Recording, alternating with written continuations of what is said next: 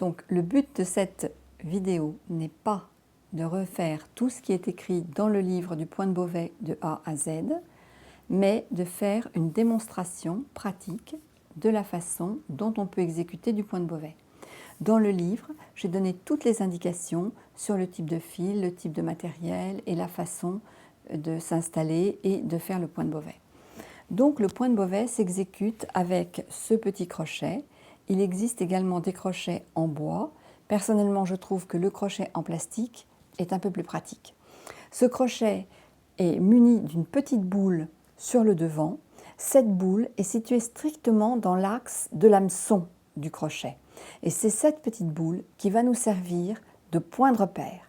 Donc on va parler de boule en avant, l'avant étant le sens du travail. De façon très arbitraire, je vais diviser ma démonstration en 4 phases, les 4 sens du point de Beauvais, de bas en haut, c'est-à-dire de vers moi, vers plus loin de moi, de droite à gauche, de haut en bas et de gauche à droite, comme pour dessiner un carré. Dans un premier temps, nous allons faire du point de Beauvais sur du plastique. Cette technique a l'avantage de vous permettre de voir votre main située sous l'ouvrage. Donc pour démarrer, j'ai pris un fil spécial dentelle de DMC, qui est un fil assez gros, qui va permettre de mieux voir. Et à l'extrémité, j'ai fait un nœud. Je tiens mon fil de cette manière-là. Je prends mon crochet et je vais aller du bas vers le haut. Et donc, je vais faire toujours le même mouvement. Je pique mon crochet boule en avant, dans le sens du travail, et j'attrape déjà le fil que je sors. Donc, je pique mon crochet boule en avant, je tourne mon fil d'un bon gros tour 1/4 dans le sens contraire des aiguilles d'une montre, je tourne mon crochet boule en arrière et je sors le fil. Je retourne mon crochet boule en avant, je le pique boule en avant et je pose mon point. Je tourne le fil d'un gros tour 1/4 dans le sens contraire des aiguilles d'une montre, je retourne le crochet boule en arrière et je sors. Et je continue toujours le même mouvement de sorte que la boule du crochet, qui est en avant quand je pique, va faire de petits allers-retours de ce côté-ci de l'ouvrage.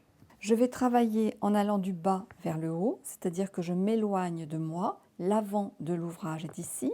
Je vais donc piquer mon crochet boule en avant, c'est-à-dire la petite boule qui est là. Je pique donc boule en avant, je tourne le fil autour du crochet dans le sens contraire des aiguilles d'une montre et j'effectue un bon gros tour 1/4. Puis je tourne mon crochet boule en arrière et je sors mon point. Je retourne boule en avant, je plante le crochet en posant le point, je tourne le fil d'un gros tour 1/4 et je sors mon point. La boule du crochet va faire de petits allers-retours de ce côté-là de l'ouvrage. Nous allons travailler maintenant de droite vers la gauche. Donc je vais piquer mon crochet comme ceci, la boule en avant, c'est-à-dire la boule dans ce sens-là. Je pique, je tourne mon fil d'un tour 1/4, toujours dans le sens contraire des aiguilles d'une montre, je tourne le crochet et je sors boule en arrière. Je me remets boule en avant, je pique, je tourne le fil, boule en arrière et je ressors. Je pique, je tourne le fil, boule en arrière et je sors. Et vous remarquez que cette fois-ci, la boule du crochet passe toujours dans ce sens-là en faisant un petit va-et-vient. Je fais un dernier point et je vais aller maintenant de haut en bas. Donc, je récupère mon point, je pique boule en avant, c'est-à-dire la boule est vers moi. Je tourne le fil dans le sens contraire des aiguilles d'une montre d'un gros tour. Je tourne le crochet boule en arrière et je sors. Je repique boule en avant, je tourne le fil et je sors. Je pique boule en avant, je tourne le fil et je sors. Je pique boule en avant, la boule passe toujours ici et je sors. Boule en avant, le fil et je sors. Nous allons maintenant aller de gauche à droite pour revenir ici. Je vais donc piquer mon crochet boule en avant, la boule est donc par là. je tourne mon fil, je tourne ma boule vers l'arrière et je sors.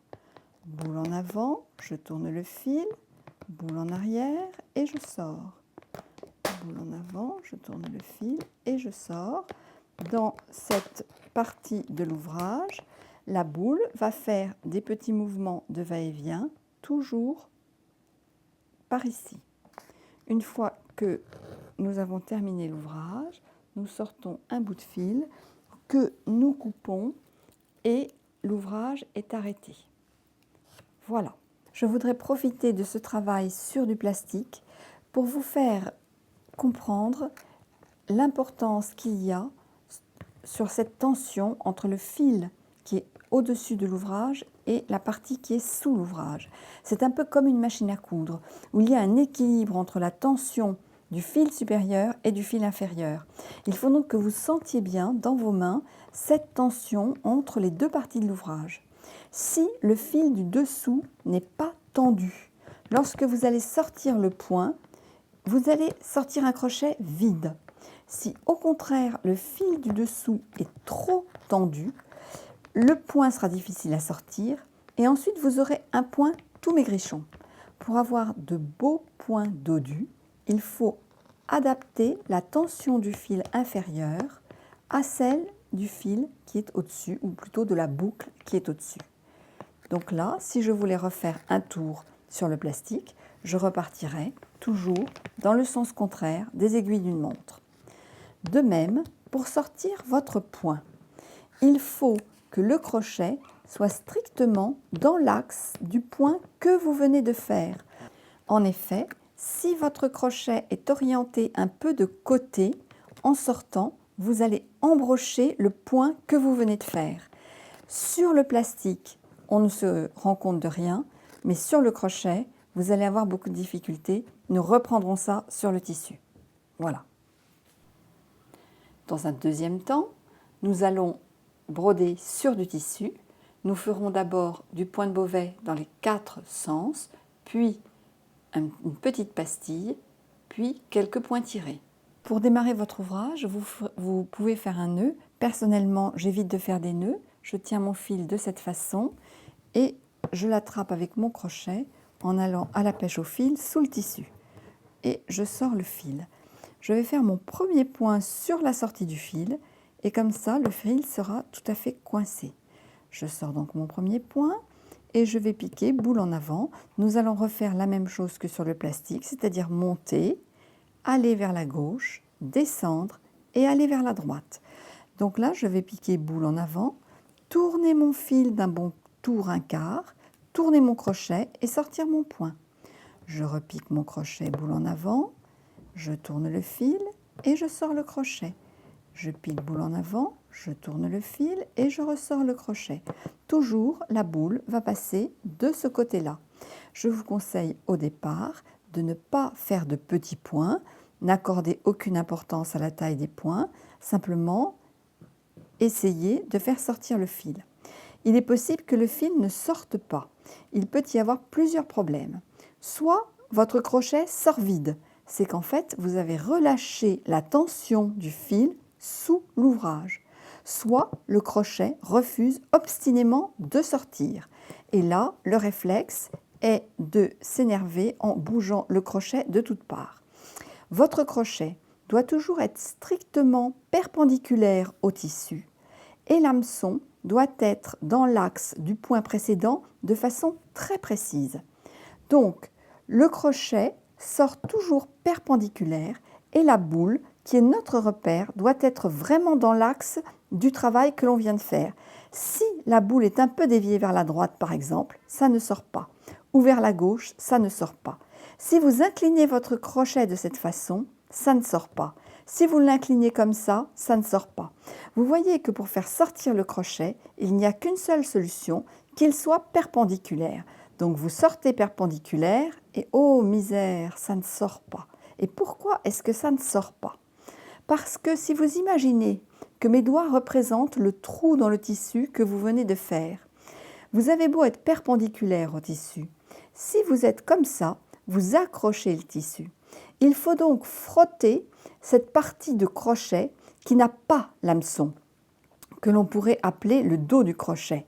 Et donc, quand vous allez sortir votre crochet, il faut donner une petite impulsion vers l'arrière, c'est-à-dire vers le dos du crochet, pour que ce soit cette partie lisse qui frotte contre le tissu.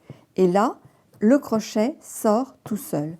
Donc, n'oubliez pas un crochet bien perpendiculaire et en frottant un peu vers l'arrière, c'est-à-dire l'arrière du crochet ou son dos ou cette partie lisse. Nous allons travailler maintenant de droite à gauche, puis de haut en bas, puis de gauche à droite. Donc, je vais piquer mon crochet boule en avant, c'est-à-dire dans le sens du travail, tourner le fil dans le sens contraire des aiguilles d'une montre, puis tourner le crochet et sortir le point. Et vous voyez que là, mon crochet a un petit peu hésité, il a un peu accroché le fil, parce qu'en fait, plus vous allez vite, plus le crochet est dans le mouvement, plus il va bien marcher et sortir comme il faut. Si vous allez trop lentement, ça va être plus compliqué. Et c'est pour ça que le point de Beauvais est un peu compliqué, difficile à acquérir au début, parce qu'il faut tout apprendre en même temps. C'est comme faire du vélo. Il faut apprendre à pédaler, à aller vite et garder l'équilibre. Et là, vous devez apprendre à piquer, à tourner le fil, à ressortir bien dans l'axe. Et tout ça avec une certaine vitesse pour que le système puisse fonctionner. Donc là, je descends. Donc je tourne ma petite boule toujours ici. Ensuite, je vais refaire de gauche à droite et la boule va tourner donc dans la partie haute du petit carré. Lorsque vous posséderez bien les 4 sens de ce travail, vous pouvez commencer à réduire la taille de vos points. Lorsque j'ai fini, je tire un grand point, je coupe au milieu et mon ouvrage est arrêté, ne peut plus se défaire. En effet, le point de Beauvais n'a pas tendance à se défaire à partir du départ, mais il se défait très facilement à partir de l'arrivée. Vous l'avez d'ailleurs certainement constaté, puisque très vite, si vous lâchez l'ouvrage, si vous sortez le crochet de l'ouvrage, tout peut partir.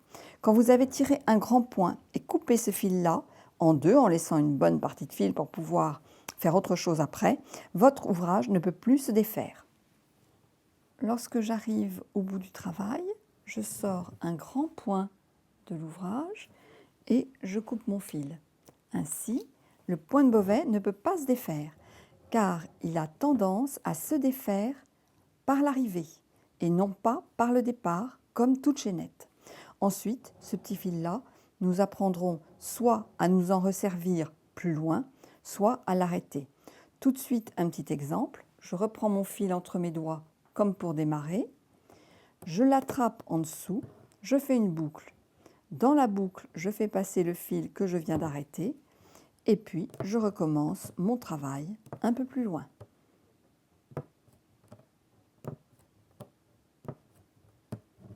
Et voilà, tout est arrêté. Lorsque vous maîtrisez bien les 4 sens du point de Beauvais, vous pouvez commencer à raccourcir un peu vos points pour faire de jolis petits points bien ronds. Vous piquez à peu près à une distance d'une pointe de crochet.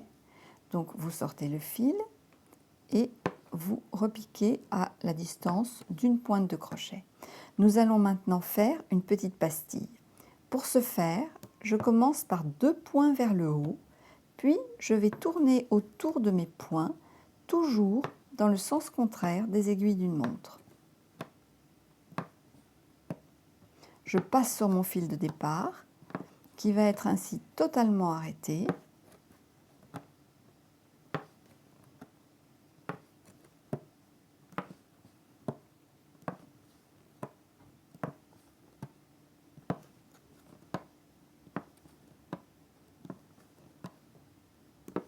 Je vais couper tout de suite le fil de départ.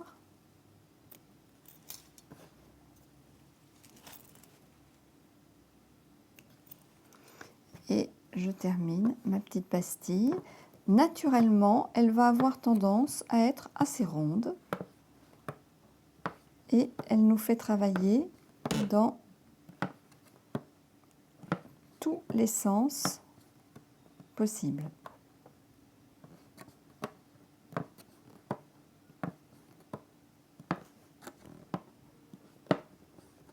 Lorsque je veux l'arrêter, je tire mon fil et je coupe. Ensuite, j'enfilerai mon fil sur une aiguille, je fais 3 petits points invisibles par ici, je coupe en dessous et c'est fini. Nous allons réaliser maintenant un point tiré. Comme d'habitude, je sors mon fil sur lequel je vais passer et qui sera tout naturellement arrêté. Au lieu de faire un petit point, je fais un grand point, je tourne mon fil comme d'habitude et je reviens au départ. Je pique un peu en dessous, je tourne mon fil comme d'habitude, je me mets un peu à droite. Je tourne, je reviens sous le point et je vais dans l'autre sens. Je reviens, je tourne le fil, je me mets à droite, je tourne le crochet,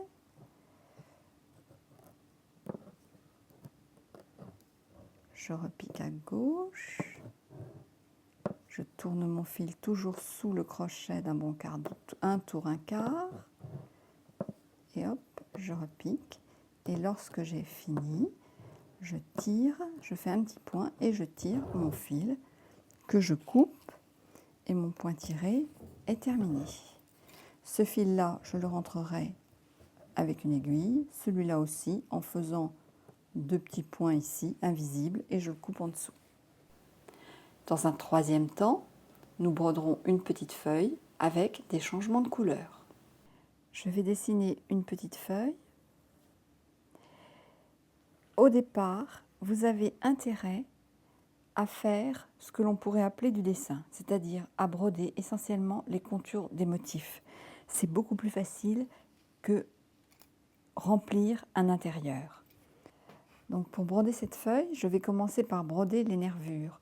Donc je vais sortir mon fil, je vais passer en pont sur le fil qui va être arrêté. Et je vais faire la partie centrale.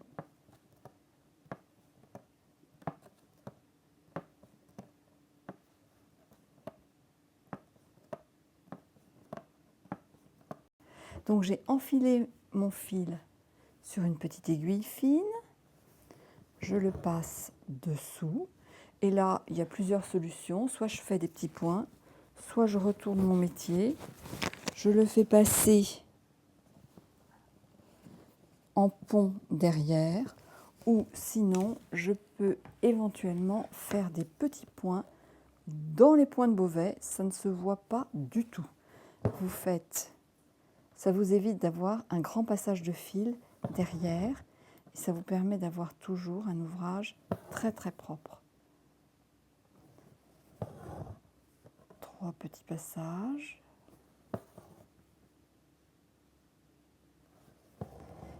Je reprends mon crochet et je démarre là où je viens de m'arrêter et je repars et je fais l'autre nervure.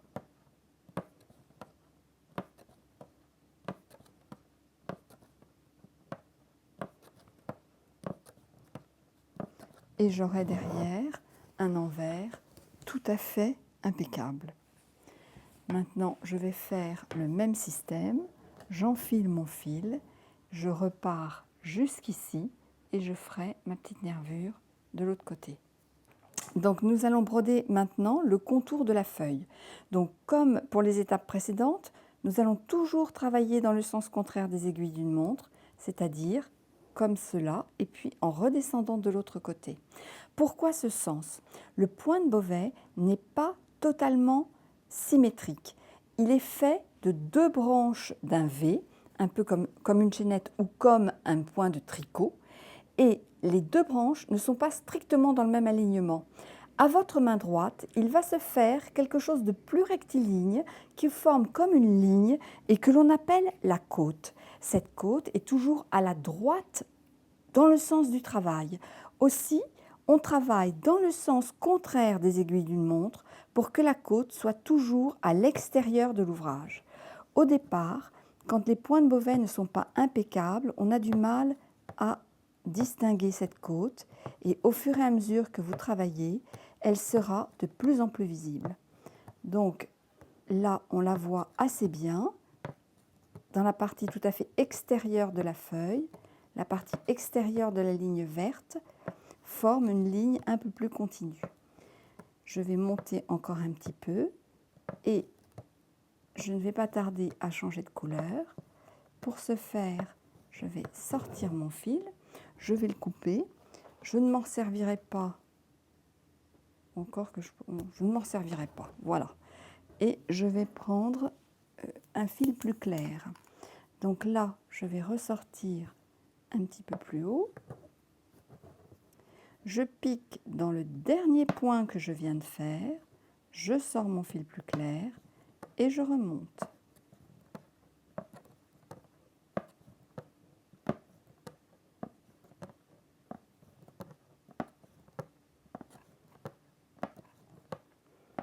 Ici, pour faire une jolie pointe, nous allions dans ce sens-là. Pour faire une jolie pointe, je vais faire un point vers la droite et je vais repartir comme ça. Le dernier point va donc ici et je repars.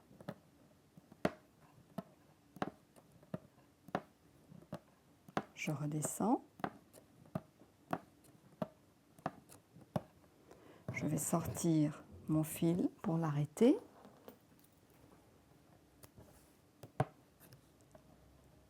Voilà, et je redescends pour terminer ma feuille.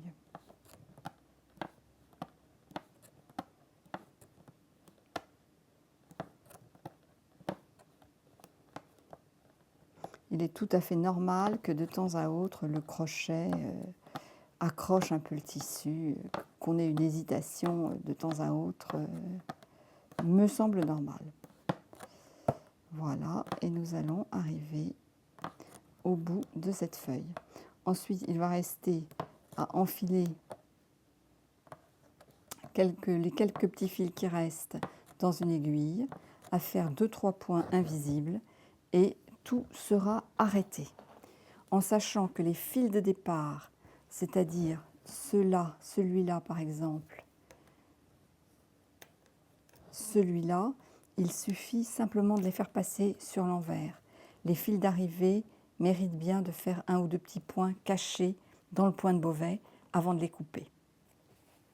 Donc là, nous avons fait les premiers pas du point de Beauvais. Après beaucoup d'entraînement, vous allez être très à l'aise. Surtout, ne vous découragez pas si au bout d'1 heure, vos points ne sont pas très beaux. C'est normal. Je vous retrouverai pour de prochaines vidéos pour vous expliquer comment faire du remplissage au point de Beauvais, comment changer de couleur au cours du remplissage et je l'espère pour faire des petites roses Beauvais typiques. Au revoir.